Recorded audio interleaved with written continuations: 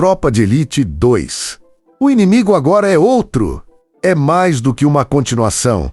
É a expansão de um universo que já conhecemos, mas agora sob uma ótica mais madura, mais política e muito mais perigosa. Nesta sequência, o capitão, agora coronel menos Nascimento, precisa enfrentar não apenas criminosos armados, mas também um sistema inteiro de corrupção que se alimenta da guerra urbana. E é essa história que vamos revisitar agora. Início, o filme começa anos depois dos eventos do primeiro Tropa de Elite. Roberto Nascimento já não é mais o mesmo. Ele carrega cicatrizes físicas e emocionais, mas permanece firme no propósito de combater o crime onde quer que ele esteja. A diferença é que, agora, ele atua numa posição de poder maior, está no comando de operações do BOPE e é uma referência para a tropa pública do Rio de Janeiro.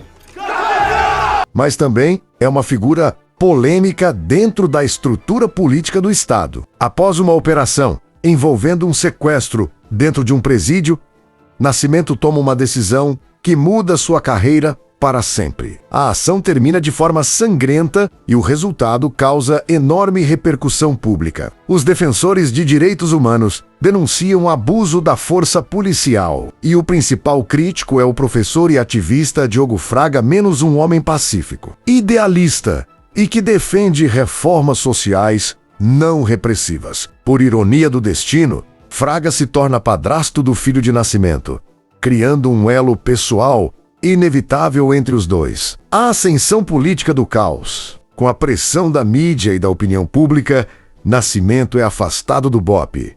Mas, em vez de ser punido, ele acaba sendo convidado para trabalhar na Secretaria de Segurança Pública, onde passa a atuar dentro da inteligência policial. É aí que ele descobre o que nunca tinha percebido totalmente.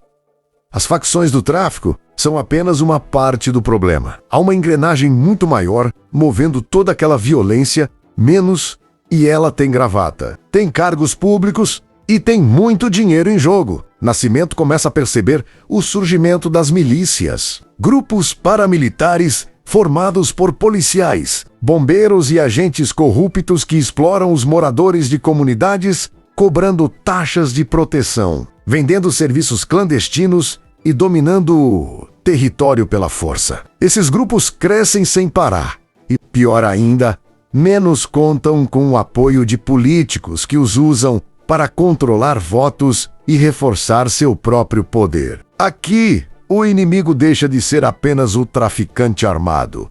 Passa a ser o sistema inteiro. Enquanto luta contra uma rede criminosa institucionalizada, Nascimento também enfrenta uma batalha particular, sua relação com o filho Rafael.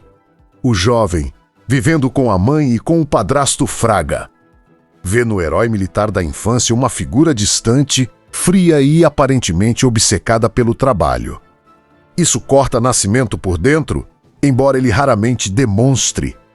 Esse drama íntimo dá profundidade ao personagem, mostrando que, por trás da farda e da postura rígida, existe um homem tentando acertar menos mesmo quando tudo ao redor parece desmoronar.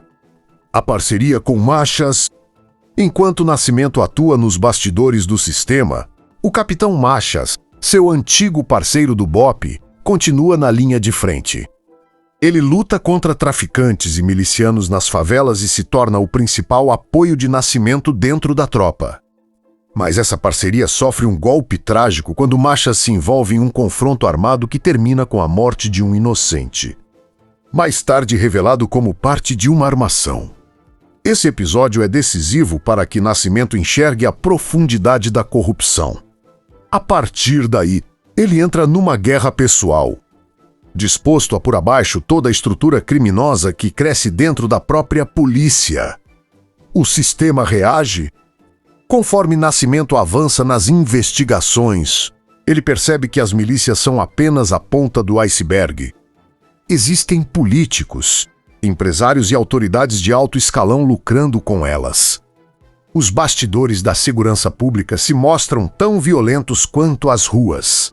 Nascimento, com acesso à inteligência, começa a montar um dossiê explosivo, um documento capaz de incriminar nomes poderosos. Mas mexer com figuras tão influentes traz consequências. Ele e sua família passam a correr risco real.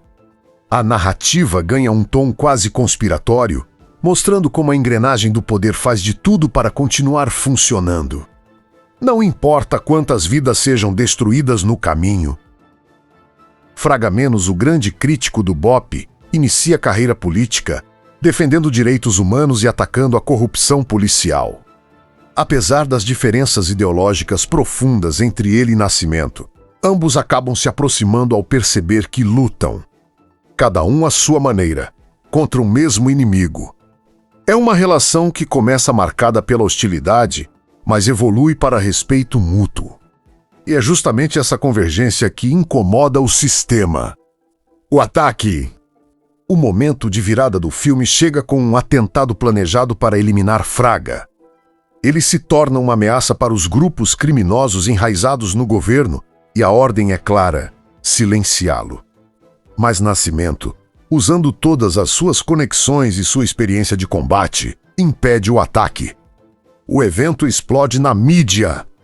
A opinião pública fica estarrecida. Nomes poderosos, antes intocáveis, começam a ser investigados. É o início do fim para a aliança entre política e milícia. Queda do sistema. Com o dossiê reunido, Fraga denuncia a corrupção em rede nacional, apoiado por documentos que Nascimento ajudou a coletar. As prisões começam. Deputados, chefes de milícia, autoridades e policiais corruptos são expostos. Nascimento, depois de anos sendo uma peça dentro da máquina estatal, finalmente decide enfrentar o monstro de frente e, dessa vez, pelas vias legais e institucionais, não pela força bruta do BOPE. É uma vitória amarga. O sistema toma um golpe duro, mas não cai por completo. Nascimento sabe que a guerra está longe de terminar. O filme termina com Nascimento prestes a prestar depoimento para a CPI. Enquanto observa a movimentação dos políticos que tentam manipular tudo nos bastidores. Ele sabe que, embora tenha exposto muita corrupção, ainda há uma rede enorme escondida sob camadas de poder. E é então que ele solta a frase marcante: "Eu vou até o fim nessa." É o fechamento perfeito para um personagem que começou como um soldado e terminou como um combatente contra o próprio sistema político, sem perder sua essência, mesmo quando tudo ao redor estava contaminado. Conclusão: Tropa de Elite 2 é um retrato duro do Brasil, um país onde a violência urbana é alimentada por um jogo político